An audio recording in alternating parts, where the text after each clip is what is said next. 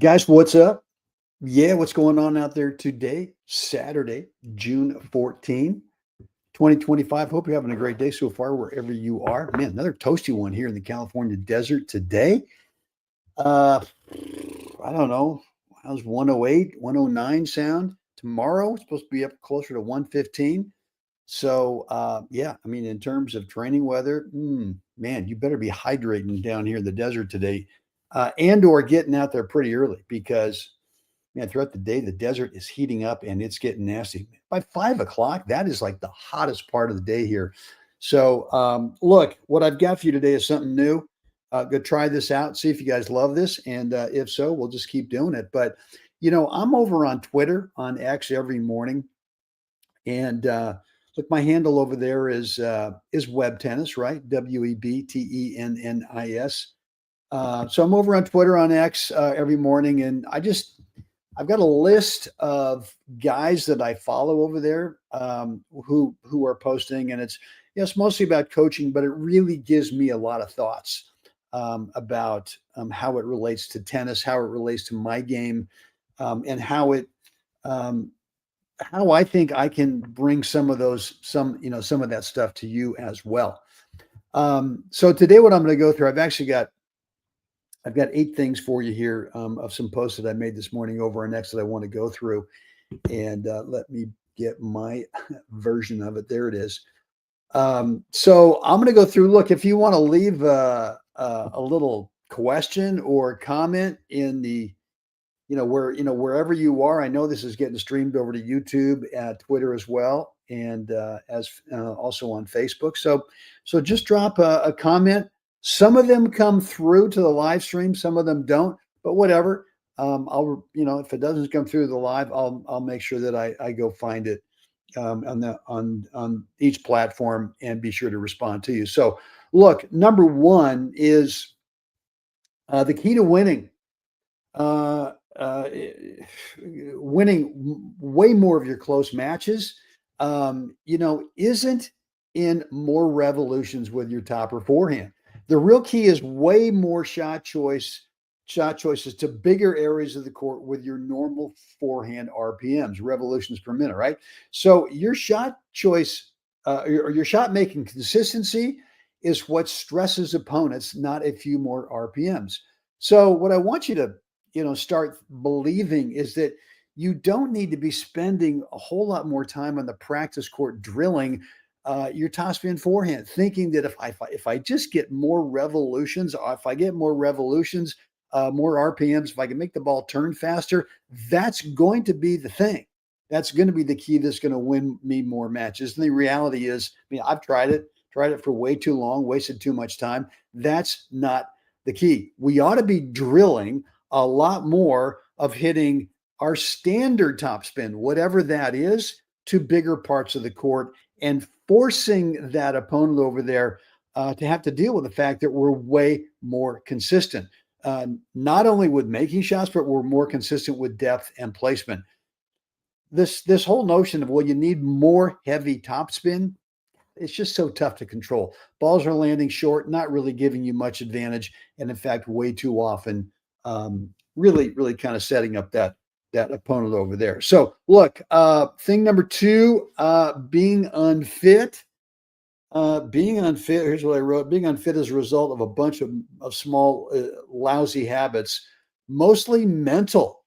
So if you're waffling, I want you to decide today, right now, that fitness as a lifestyle isn't a restricted way of living. The first couple of weeks are busting through cravings, not a picnic, but definitely doable. So write out a short affirmation that states how much you love living a fitness lifestyle, and then read that 3 times a day. You're going to quickly believe what you're reading, and then you're on your way. So look, tennis by itself is a great add-on to a fitness lifestyle, but a lot of this is mental, right? And so if you're carrying around any extra baggage at all in terms of pounds, an extra few here, couple, 2, 3, 5, 10, 15, 20, and more, I don't care how much tennis you're playing. you're putting yourself, at least you're setting yourself up in for a world of hurt somewhere down the road. Whether it's injuries with your tennis, which take you off the tennis court, or maybe it's something that's just chronic, right? That keeps popping up. We got to get you thinking more of a fitness lifestyle. And I don't want you thinking that it's restrictive, right? Well, gosh, I can't eat this, I can't eat that. Okay, that's fine. Maybe some of this stuff that you're eating, we can do better. We can do better. So I want you to write out an affirmation. And the affirmation is simple. It could be a 30-second affirmation you read 3 times a day to help you start to believe that a really healthy fitness lifestyle is not restrictive. And in fact, it's just way more fun. The third thing I posted today is excuses. Let me get to it here. Excuses are little stories that we create during our matches that we store in our back pocket, right? And then we pull them out if we happen to lose that match. There's a boatload of potential excuse building opportunities. So look, I want you to be the kind of player who loves problem solving and not excuse building. And look, there's so many excuses that I used to kind of craft or create during a match. And they were just basically, a story that I could tell the fellas at the end of the match. If I lost that match, oh, well, here's what happened, right? Man, the court sucked today. We had to play in these, I had to play in this high school. I played a tournament. They shipped us out to this high school and they played in these crappy high school courts that hadn't been resurfaced in 25 years. Okay, well, there's an excuse that you can use, right? Oh, you know what? We played a match today over by Interstate 24, right, or Highway 24, and just noise crazy. I couldn't really concentrate. It wasn't me. It was the highway. I couldn't do it.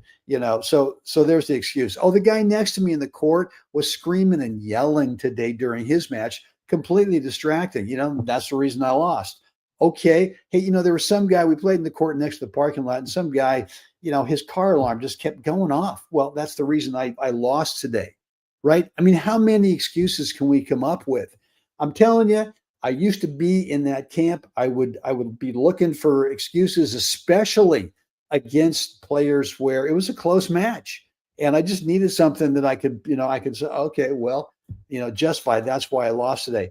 You gotta make sure that instead of building excuse stories, that you're a problem solver.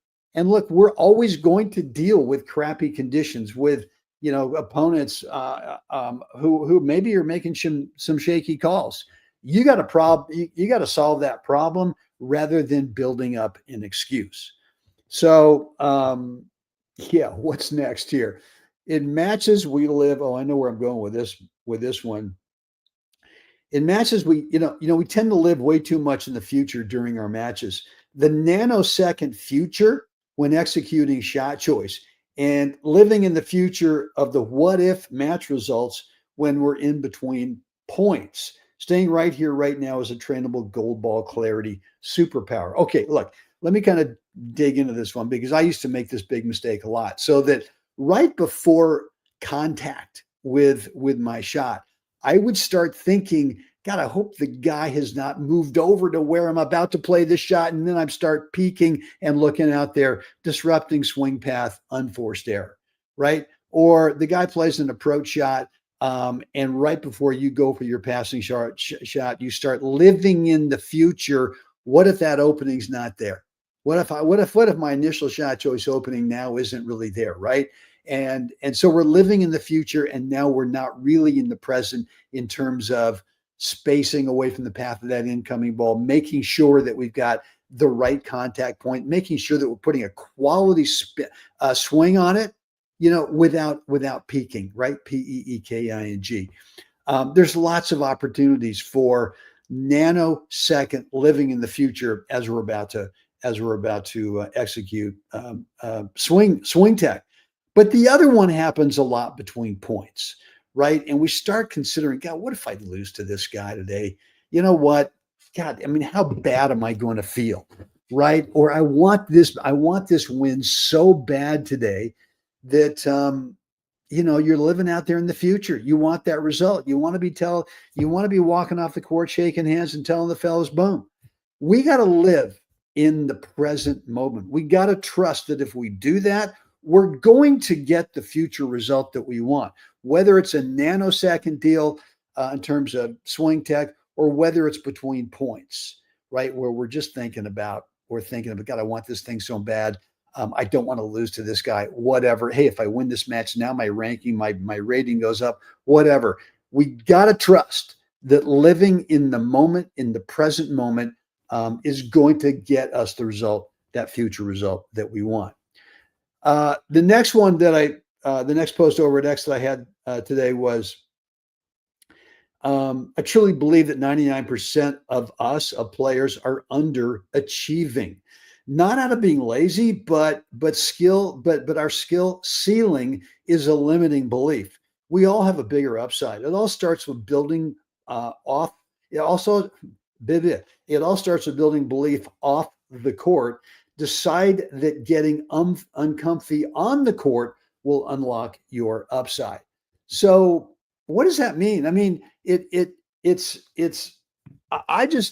knew, yeah, I've known for the last 10 years, even though I was sort of an A- player in my age group, I always knew that there was something missing, that I was, A-, not bad, right? But I knew that I was underachieving in terms of being one of the guys, being one of the top guys in my age group year in and year out.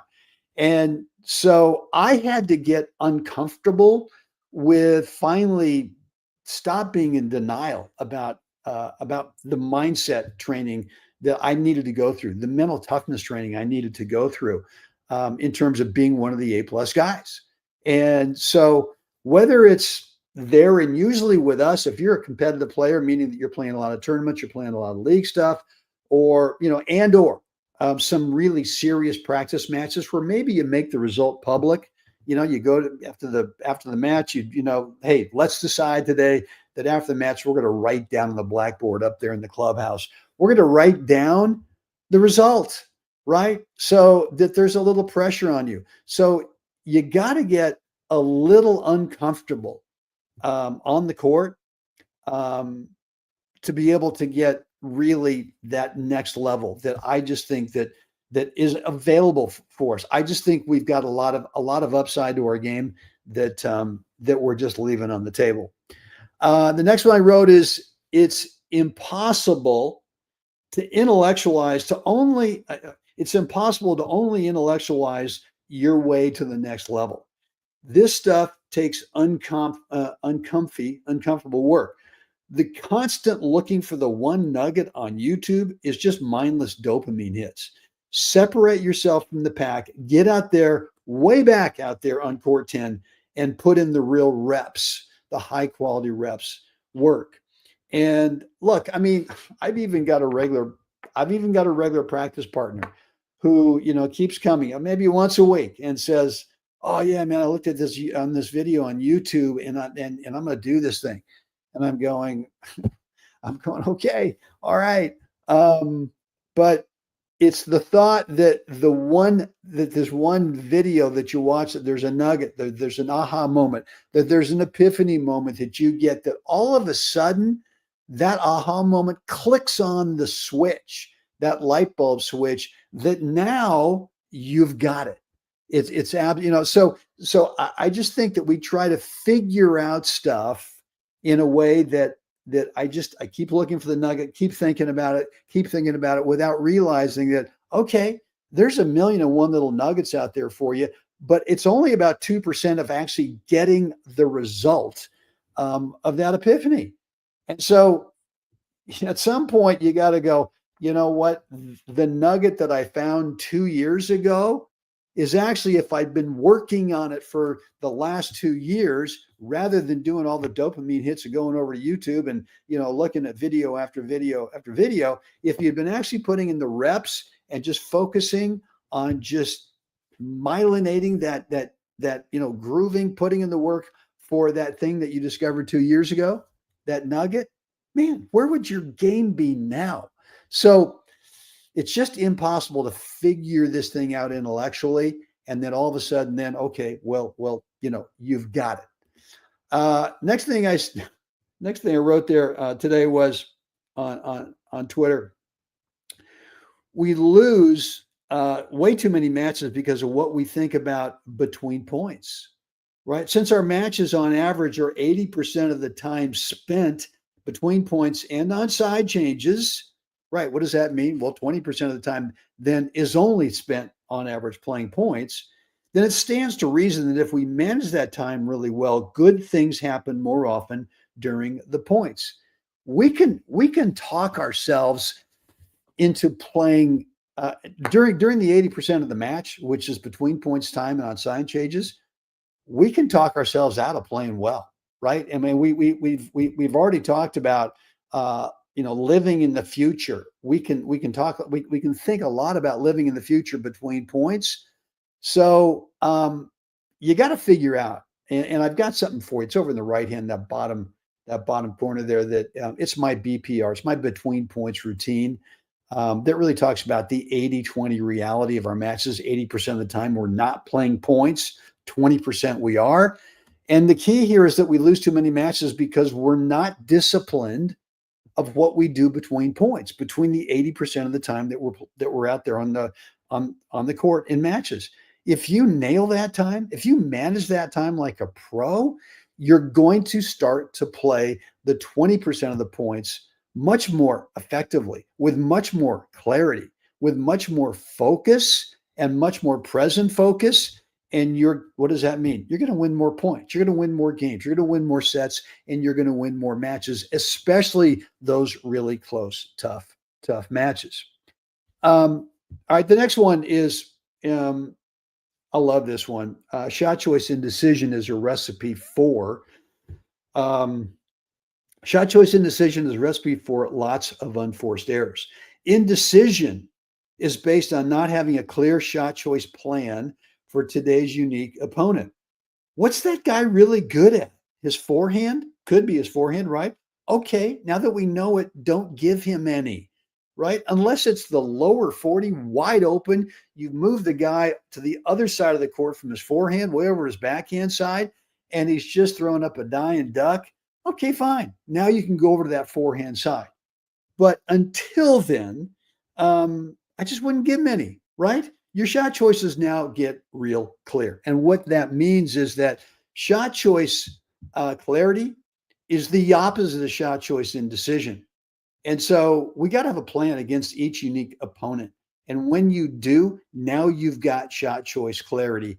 And, the next part of this is shot choice indecision is also a recipe for burning mental fuel. Burning mental fuel also burns your physical fuel tank, right? You bring too much stress to shot choice. You bring too much, just indecision. And when you do that, you burn a lot of fuel. And we need to conserve fuel in our matches. So we got to get clear on what does that guy want us to give him? Okay, we're not going to give him that. We're going to do something different. And once you have that clarity of shot choice, things change. Now you've got a real tactical focus. So look, guys, let me know which one of these bullets today really resonated with you. Just drop it down in the comments here below, wherever you are, whether you're on YouTube or Twitter or Facebook. Let me know. Is there one thing that kind of jumped out at you today? I would love to know what that is. And yeah, I mean, I promise to look. I love to read your stuff. It might take me a day to get to it, but I promise that I will. I love to read your stuff and be able to respond and kind of give you my thoughts on any questions or any feedback you might have. Look, guys, if you've not already picked up my free 9-minute video on the 80-20 reality, which is what happens between points, right? 80% of the time, we're not playing points. It's spent between points and on side changes. And I've got a very specific 4 parts BPR, between points routine, that has helped me. I suppose over the last 10 years, I've just really decided that I wanted to discipline it, not only during matches, but also off the court, giving a little practice as well.